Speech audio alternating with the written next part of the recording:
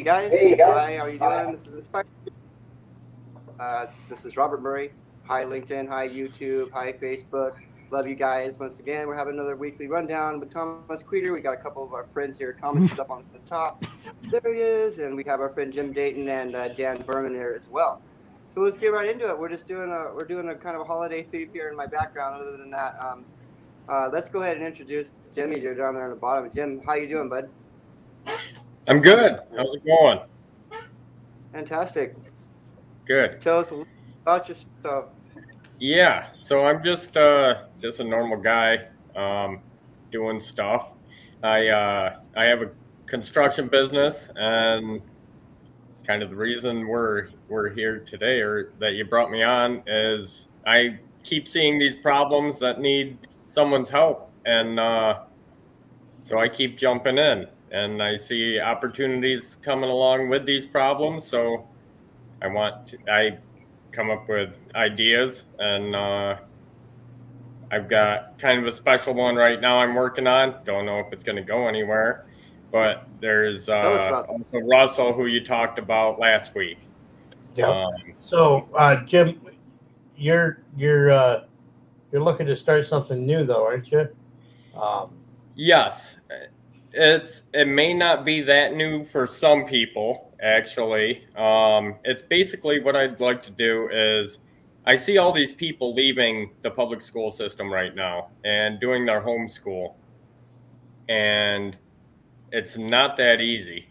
So what I'd like to do is, I saw a school building that's for sale, or was for sale, was taken off the market in the beginning of COVID, and now they're discussing putting it back on the market. So I am actively trying to get a hold of that building and bring many homeschool co-op situations together, try to build it under a nonprofit, and see what happens. There's plenty of rooms. I want to use the nonprofit primarily for stocking the library, cafeteria, equipment for the gymnasium, stuff like that. So, it's an interesting time to be doing this. Through the COVID situation, we saw our school systems struggle to adapt, struggle to meet the needs of our children who are growing and learning every day, whether they go to school or not. That's just the nature of being a child, as we learn from our environment and our experiences. And many children were left without that learning environment, without good experiences to learn from through the lockdowns. Others were forced onto a remote situation. That worked for some kids, but there was also some kids that really did not work for. And what we see is our overly centralized system of education, particularly in New York State, but arguably throughout the country, is not adaptable and can't function through a situation like this. So, I'm in New York. Jim, you're also in New York. We're both chairs of a county for the LP, and there's one thing that we're all too familiar with. New York spends 90% more on education than the rest of the country, and does not see better results. In fact, it sees worse results than some states. And yet, here we are with a system that's rigid and unadaptable. And when I say unadaptable, I want to put forth a testimony that was brought to me at one of my fundraisers by a constituent. When they switched to remote schooling, her household did not have high-speed internet, and because of that, her 5 children were removed by CPS. Can you imagine having your children removed because you don't have high-speed internet? Wow. That's complete insanity. I just wanted to introduce Dan Berman here so he could jump in and comment whenever he'd like to. Dan Berman, really quickly, where are you coming from? Tell us real quick about you. Hey, so I am Dan, Taxation is Theft Berman. I hate taxes so much I changed my middle name. I am a well-known tax evader, unlicensed motorist, and life-saving drug smuggler. Um, Oh my goodness. so yeah, I like breaking the law when it's to help people. And to to kind of show that the government is full of crap. They ask us to do all this crazy stuff, and as we just heard Thomas's story, they don't care about us, but they tell us they do, and then they make us jump through all these crazy hoops, so that we can hand over all of our hard-earned money to them, so that they can live the life telling us what to do, building militaries, conquering the world, that kind of crap. We're removing our children. What's that? And removing our children. Yeah, removing our children, forcing them into the military. And, not their own kids. Their own kids don't have to join the draft, right? Or they get And let me ask you a question. All of these systems that led up to this rigid education system that couldn't adapt, this strange situation where the CPS removed children from their home because of high-speed internet. What paid for that? Oh, taxes. Taxes, ridiculous. And it's okay. So you just said that, so New York is paying almost double the national average. Is that what you said? 90% more. Yeah. So yeah, at $22,000 per child, I believe. And this is the thing. What people are like, oh, I don't want to pay for private school. Private school is half of that. And I don't have time to homeschool. Homeschool is $600 a month, and people are like, yeah, but I'm not paying for this school, right? Like it's free, it's already paid for. No, you're paying for it. You're paying for it through taxes that make your rent 30% higher. How would you like to knock a third off of your rent payment? How would you like to knock $500, $1,000 a month off of your mortgage with the property tax? Like this is where they're taking this money from. And so, of course, you have no money left over to spend on things like education, because they've already taken everything that you have and they're forcing us into debt. 85% of the country is in a tremendous amount of debt, an average of $145,000 per household. And everybody's like, oh, yeah, well, that's money that you borrowed to buy things. And it's like, no, we borrowed that money to buy things, and we don't have the money to pay it off because we've been taxed so hard. And so now we're paying interest on top of that, and it's a never-ending cycle. And this whole thing, and what's worse about this, right? Like, we used to live in a society where a lot of families, you'd have one working parent, they'd go work every week, they'd bring home the bacon, and you'd have a stay-at-home mom, right? Or sometimes it was the opposite. But that was normal. Now you have every house has two working adults. Why? Like two working parents. Nobody can stay home and raise the kids. Why? Because of taxes. Because you have to work so hard just to pay the taxes. And then when you earn that money to pay those taxes, they tax that money, so it doesn't even go as far. It's absolutely ridiculous, but it's all hidden. And so most people don't see this, and it's really frustrating, but most people don't see this. They think like, oh no, I borrowed that money from the bank and that's why and it's like, no. All of these taxes are the reason you haven't paid that loan off yet. It's right. Outrageous. And then we're like, taxes are why you had to borrow money in the first place. Exactly. Right. And so, now you can't afford to educate your kids. Right. So what we're talking here is rigidity of a system that's not working. I mean, the 2020 situation proved to us that it cannot survive severe circumstances. And arguably, even though it was a pandemic, it's not as severe a situation as it could have been. We have the potential to face greater odds in the future from other directions and other angles. What's going to happen to our education system if it's not diverse enough, if it's not innovative enough, if it doesn't offer enough options? It's already proven to leave about a third of children behind just in the nature of its overstructured curriculum. It's been shown that about 1/3 of children do not learn in the ways that are taught. Yes, someone absolutely should advocate for lower taxes. And one way we can lower taxes is by making it easier for gentlemen like Mr. Jim Dayton here to chase their initiatives of other options, innovating education. For me personally, my family, while I went to public school, my education was at home. my parents, my elders, they taught us more than we ever learned in school. And we learned plenty in school. So Jim, there's something that prompted you to do this, right? To start a homeschool cooperative. Um, and a lot of it has to do with what's happening in New York. We have mandates on children, and it's not working. And I think you and I both know specifically where it doesn't work. But I mean, isn't that what you're doing here? You're trying to help those who are not helped by the system. So yeah, I mean, what I kept seeing the same problem coming to fruition, however you pronounce that. Anyway, people were. There's so many people fed up with the public school system right now, and go ahead and look up how quickly people are moving to the homeschool situations, whether it be a co-op or whatever that means may be. And maybe you can't work and have to sit at home and teach your own kid because you're so frustrated with the school system of what it is right now.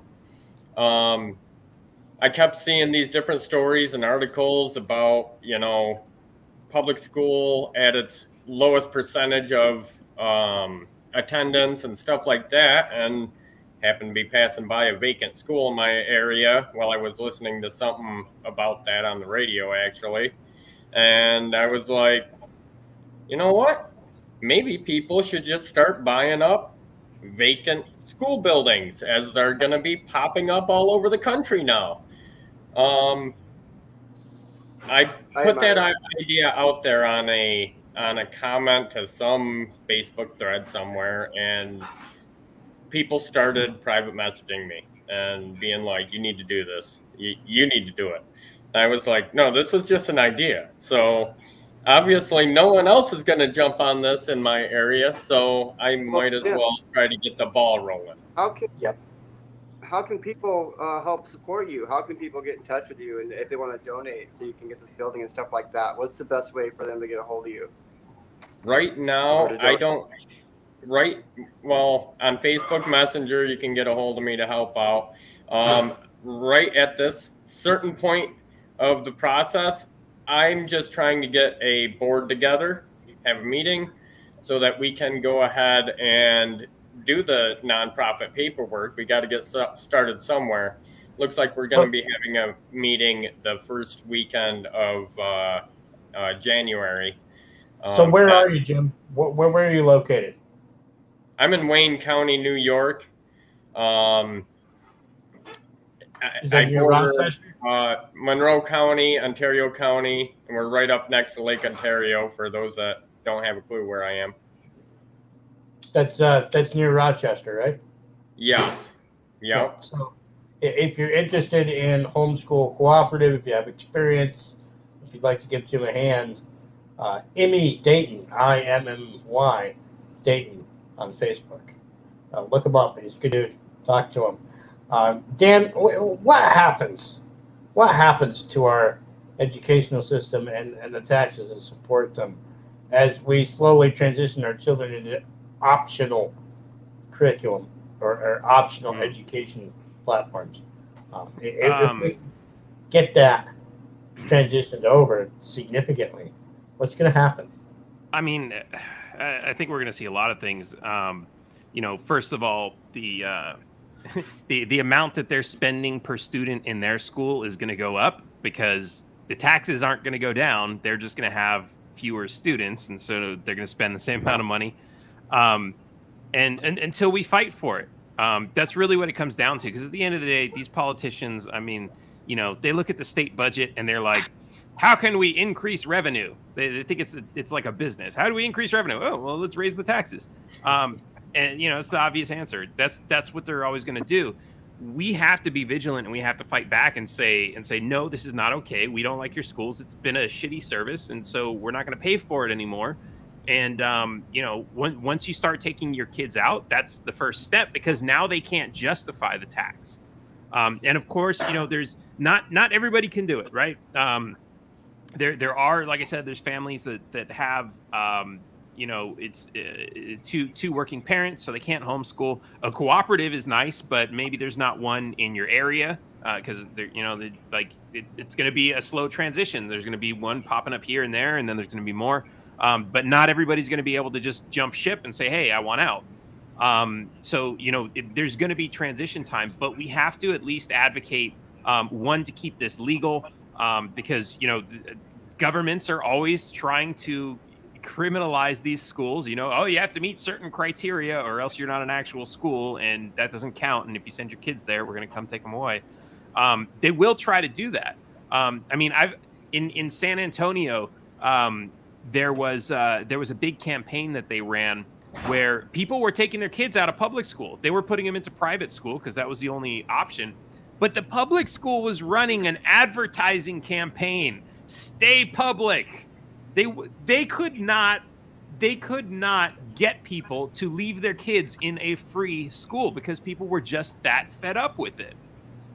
So it's interesting to see this kind of stuff, but the politicians, they want to hold on to control of everything. It's in their nature, and you can chalk it up to conspiracy theories or whatever you want, but the reality is it's human nature, right? We all, anybody who watches Fox News or CNN or MSNBC, whatever, they're watching their news. There's not a single person who's like, well, I know what the solution is. We need to do this. And if you gave that person the authority, they do the same thing as all these other politicians and then come in and try to do whatever they think is right. And, that's part of the problem is we all think we have the right answer, and that might be the right answer for us, but it's not the right answer for everybody else. And that's what the politicians forget. They want to create a one-size-fits-all instead of allowing us the freedom to make our own decision. So we got to start fighting for that and taking the power back. It's almost like there's more than one right answer, or that the right answer has many solutions. Yeah, absolutely. I mean, homeschooling might work for some people. Collectives might work for other people. Private school might work for other people. It is not one size fits all. Everybody's got a different thing. So I want to interject a few more experiences I've had.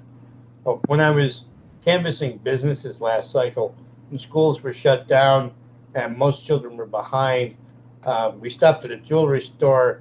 A gentleman was homeschooling his son at the time, right there at work.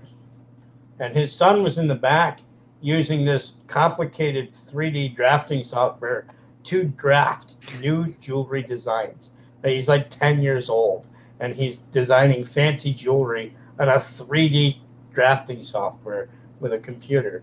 And that's a homeschooled situation, right? But a lot of the arguments is, well, how do we know they're going to get a proper education? Well, I mean, come on. We talked about we talked about the expense, right? The taxes aren't going to go down, but the cost per student is going to go up. A lot of the problem in New York in particular is the amount of money spent on administrative requirements for the schools. A lot of that money doesn't actually make it to the child or his education. A lot of that money gets stuck at the top tier levels. You would be amazed what kind of money some of these people make. Now, don't they say there's there's something like 2 administrators for every teacher or something like that? I heard some crazy statistic about that, and it's just it's ridiculous. It's like, wait a minute, what are these people doing? I'm not sure about that, but I know there's quite a few that make over $250,000 a year, and all they have to do is check boxes, and they're basically the complaint box that never gets looked at anyway in most situations. At least in New York, they don't look at the complaint box. Yeah, I mean, this is like mafia style, like, oh yeah, we got an important job to do here. Like the labor union executives who are like, oh yeah, we'll take care of the people, but they don't really care about anybody, and they're just like, they're sitting there, they've come up with some racket, they got a bunch of people to sign up for it, and they're collecting a fat check, and nobody questions it. They're just like, okay, well, that's just the way it is. There's no accountability. It should be a huge red flag once the school system gets involved with the removal of children from their homes. I mean, take that incident that I mentioned. You know, I had a young woman come up to me, tell me her children was removed from her home because she didn't have high-speed internet during a pandemic. Right. So when everybody's out of work, and when everything's shut down, and you know, when everybody's suffering, she's supposed to ensure she has high-speed internet, and because she can't or didn't, she had her children removed. These all seem like extreme things for over internet, and even as important as education is, over school. There are other ways to school. So I want to interject two more quick mentions. One, you can't see it. It's hanging on my wall. I have this nice framed 3D relief of a clipper ship called the Flying Cloud. This clipper ship held the world record for going from New York to San Francisco before the Panama Canal, so all the way down around South America. And it set that record in 1859, and it held it until 1989, so exactly 130 years. The navigator of the ship in 1859 was a woman, I forget her name, but you can look up the ship, the Flying Cloud. It's on Wikipedia. And the interesting thing is that she got her education through the mail, which allowed her to be the navigator to set that record that held for 130 years. Through the mail, folks, in 1859. An education through the mail in 1859 set a world record that held 130 years. I'm pretty sure we're at the point where we can deliver a remote or a homeschool situation quite well. That's my number one take from that. Not to get number two. Say that again? I didn't mean to interrupt you. I was trying to read your shirt. Oh, let it not be said that we did nothing, to quote Ron Paul. Go ahead. So the other thing that I would interject is that I met a gentleman locally at one of our LP events. He rode his bicycle there. Lives off the grid. And he homeschooled 7 children who then went to college and became professionals. So to say that that's a lesser quality, I mean, the statistics show that the children who are homeschooled typically have better acceptance rates to high school, better grades, better life habits. Why aren't we encouraging this? And it's interesting, in New York, it depends on what school district you live in as to whether or not it's easy to do homeschooling, because some schools get in your way and some schools give you a hand. I also like, I think schools are better, like you get a little bit better education when they're smaller, because I know that myself, living here in rural Alaska, I graduated a class of 6 people. We had a lot of scholarships going through, a lot of very smart people going and doing amazing things. I hung back, I stay on the homestead here, but I mean, teachers were calling, make sure you're getting up, going to school. There's a lot more one-on-one. If somebody has a question, you can ask it. I hope that was too off topic, but yeah, so coming from a small school, I think that it does help to have more teachers ratio to the kids. Oh, I want to say this too, so you talked about the importance of a good education, right? And like that's always the question, like, is homeschooling going to be enough and all sorts of stuff? But like we have this like weird thing where like everybody's like, oh, you have to have a good education because otherwise your life is going to be miserable. But the reality is I've been around the world. I've been to some really crazy places. I've met a lot of people who are very educated. I've met a lot of people who aren't that well educated. But what I've seen is like, okay, first of all, just because you're not educated doesn't mean you can't make a lot of money, right? But that's not even the thing, because I've met a lot of people who have made a lot of money and they're not even happy with their lives. And I've met a lot of people who they're not that well educated. They don't have a lot of money, but they're happy with their lives. And the main thing that I see as the difference from a lot of these people that I've seen is the main point of frustration and pain and suffering that a lot of these people have is debt, right? I've met poor people who don't have solid jobs. They don't have a source of income, but they don't have to worry about paying bills. They live in a place where there's no property tax. The land is cheap. They can build their own home. They can survive off the land and everything's great. Then you have people in, most of the people in the United States, they have to worry about paying their rent, paying their mortgage, paying all their taxes and all this other stuff. Once your house is paid off, you still got to pay these taxes. It's a never ending a system you can't escape. And what's irritating the most about this entire thing is they say you can't get ahead without a good education. The problem is the biggest detriment that most Americans are facing is being ripped off by the government and the banks and all these other companies that have partnered with the government to trick us into like falling for these scams. And those scams are the things they don't teach you in those schools. They teach you everything but that. So you're set out into the world. You'll work for a factory, for one of their factories.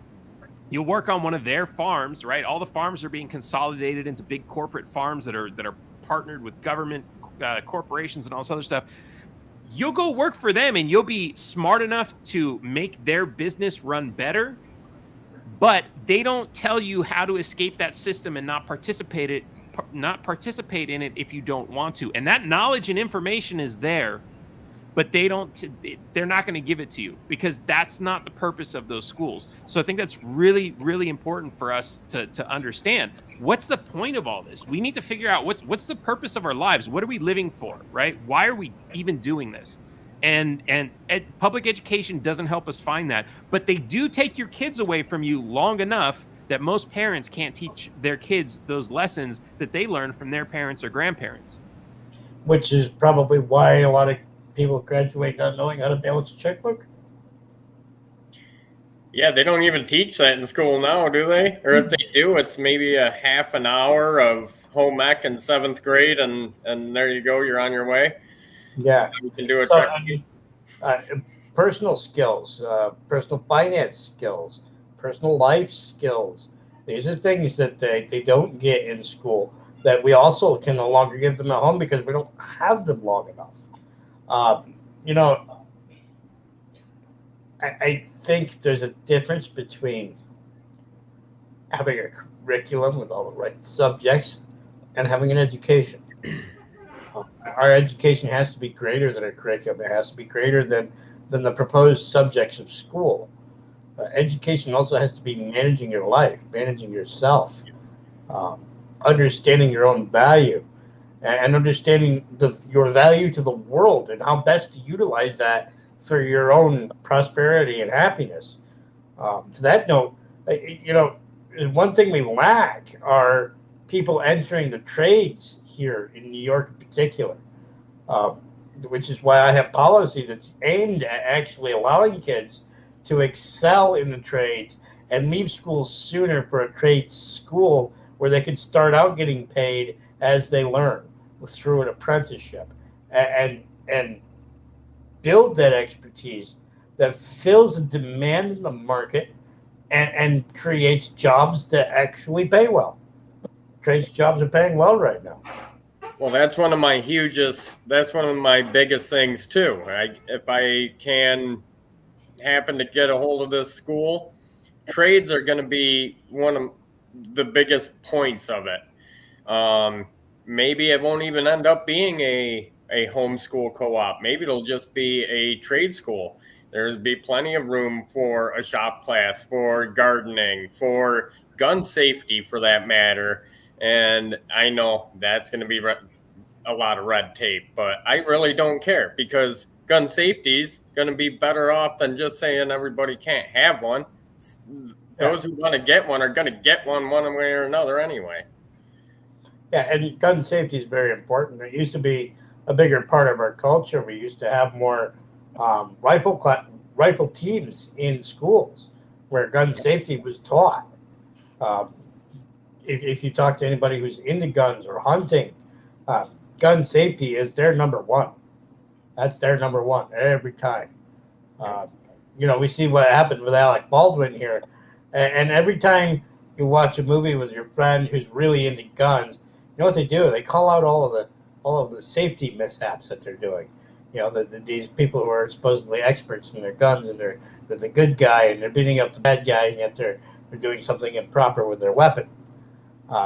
that's what someone who believes in gun ownership believes in is gun safety. So, it's interesting because my own local high school here that I graduated from has managed to re-add a skeet team. So you might have some hopes yet there, Jim.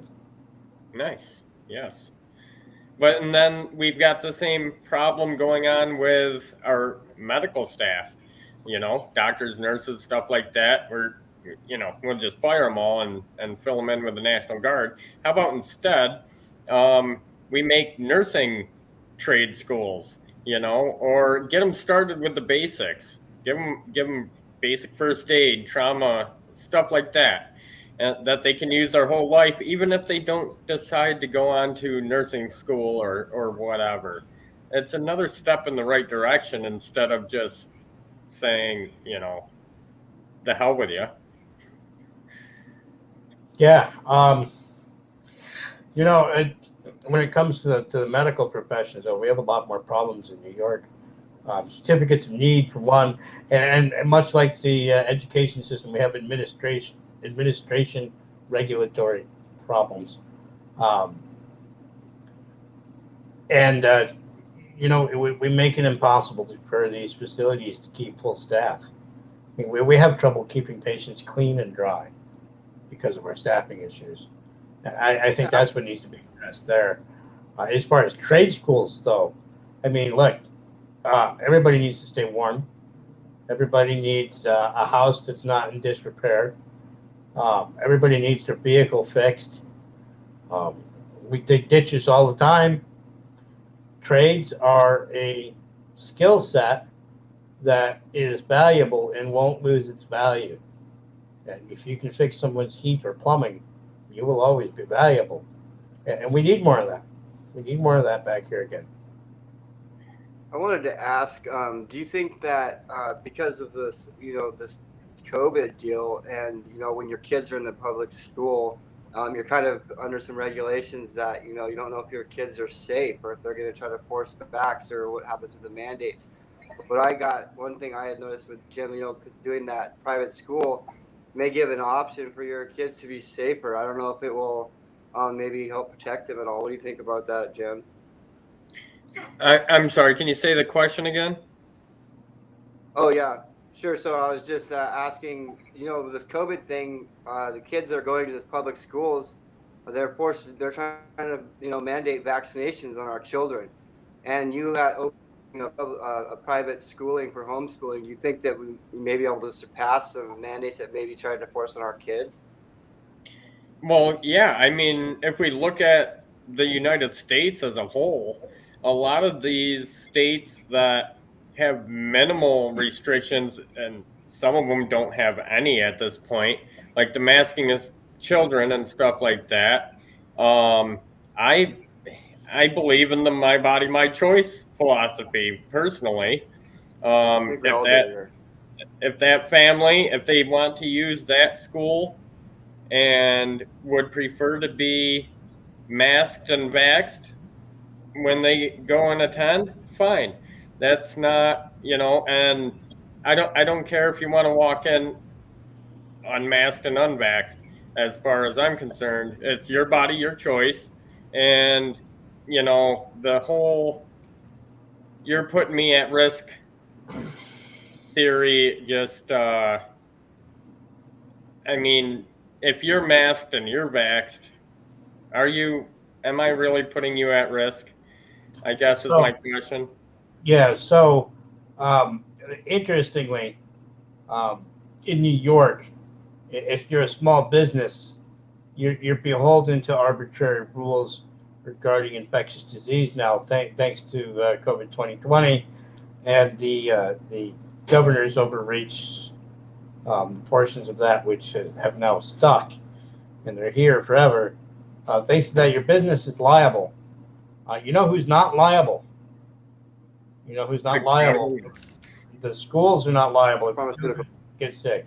The jails are not liable if your prisoners get sick. The barracks are not liable if the police officers get sick on the job.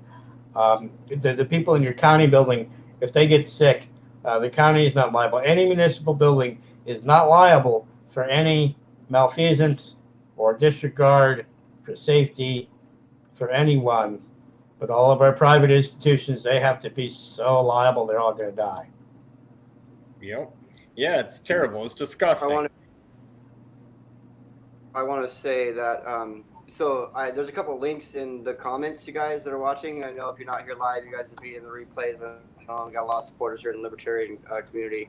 There's some links in here, nuggetofknowledge.com and rentfreeamerica.org. Check them out, click on them, and get to know these guys more and more. We are Libertarian gang. These guys more so than I are. They're really campaigning pretty well for the Libertarian Party. And like I said, Thomas is running for District 52 in New York, or New York Senate. He's in a wheelchair. He's volunteering. I mean, he's really putting in a lot of time trying to make a difference in a big way. So please reach out, volunteer, run for local, get involved in, because the people are so important. Just want to put that in there. And every week, you guys, 8 o'clock Eastern time, we do a weekly rundown with Thomas Queter. So please join us there anytime.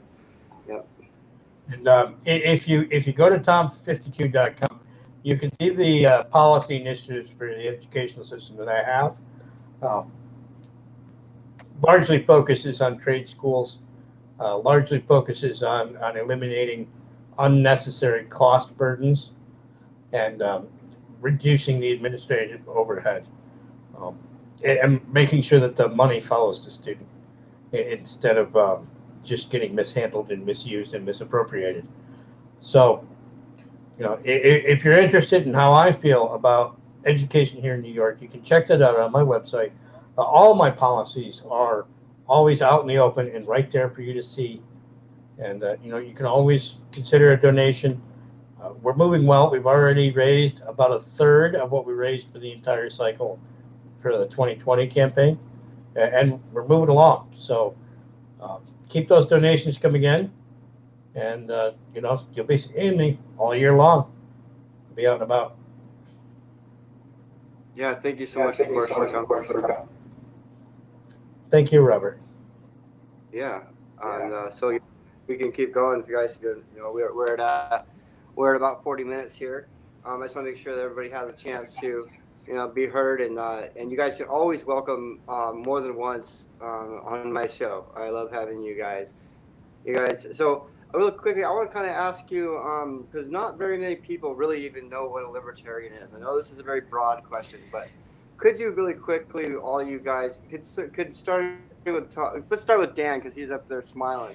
Dan. Oh no, don't ask me, please. Oh no! Oh boy, Dan! Oh my goodness! Okay. Man, if we're asking Dan, let's go with what should a libertarian be. There you go. What should a libertarian be? Okay, the libertarian spectrum. Yes, we're on a spectrum. The libertarian spectrum is broad. Yeah, excuse the double entendre there.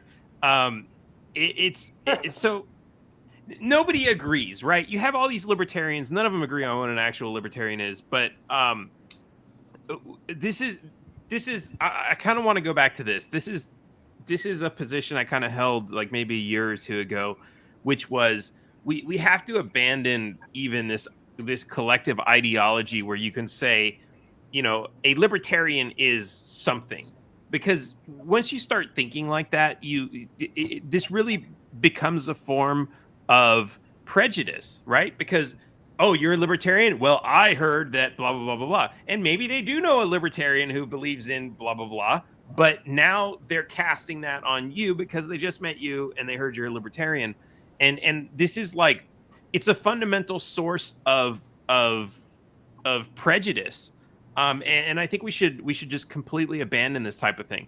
And of course, I like to call myself a voluntarist, which is a little bit different than a libertarian or an anarchist. But the same thing applies to that. Like, I know, like, I'm kind of adopting a label, but I don't really like adopting labels because the same thing. Someone's going to say, oh, I've heard people say, oh, well, a voluntarist means you're going to volunteer for everything. So we're going to have volunteers building the roads. And it's like, no, that's not what it means. I don't know. Anyways, Man, I'll just say that because if I say Oh, anything more about what a libertarian is, a lot of people are going to get really mad. Look at the busted cheek. Who could get mad at you? My goodness. Anybody else want to tackle that question? Jim or Dan? I mean, Dan or Tom? Yeah, I'll throw something in real quick. It's pretty simple to me. Don't hurt people. Don't take their stuff. Leave them the hell alone. If they're not bugging you and your family, if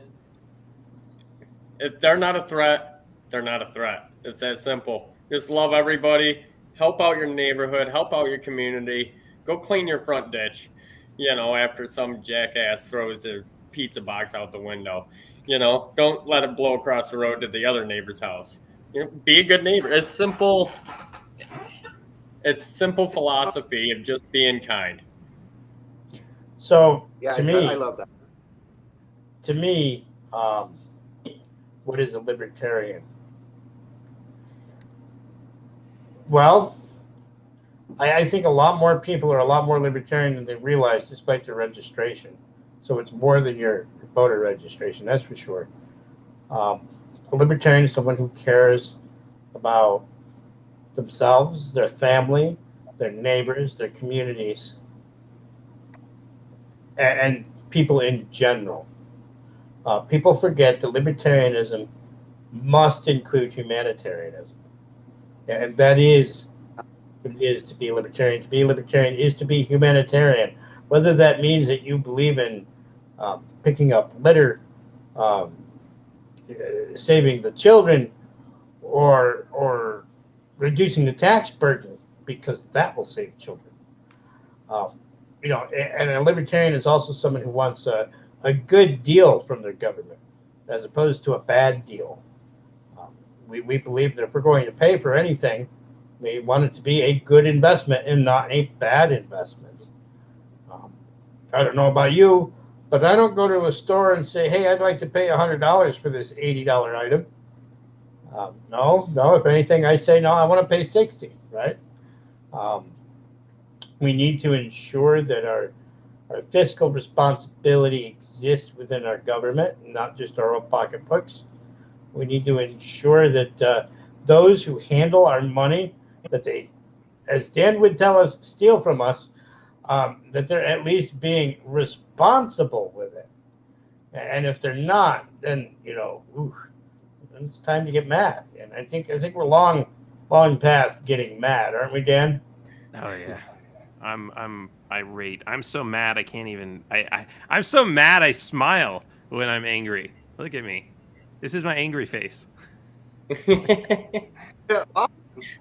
Well, that's not too scary. All right, I'll fix it a little bit on this side. I feel like the Joker now. So to sum it up, a libertarian is someone who cares and believes in math, right? We believe that the efficacy of our government is judged in the efficacy of our community resources, which is judged in, how well we can do for ourselves. We need that opportunity, and we're no longer afforded that opportunity, and we need to roll that back and change it around a little bit. Make our representatives represent rather than rule. But thank you again, Robert. I really appreciate you doing this. And absolutely. Thanks, Dan. Thanks, Jim. Keep an eye on Jim. He's going to do big things. Yes, this guy right here. Jim, love you, man. Thanks for having me. Yeah, there's a lot more stuff I could go into detail with, but we ain't got time for that. So I am building a team. We can always do more. You're doing an amazing job. Everybody's doing an amazing job. So please, thank you guys for everybody that came in and said hi in the comments. And when you start watching it on the replay, please, you can still enter the comments, let us know. And any questions and stuff will follow up, and I'll definitely respond to all comments on this. And on that, we'll just wrap it up. Happy holidays. If I don't see everybody, I'll see you guys, but those in the audience. Do you guys have any other shout outs you want to mention before we go? Just you, Robert. Thank you. I'll see you next week. Thanks. Love you all. And hang out. We're going to be in the studio. Okay, guys. See you later. See ya.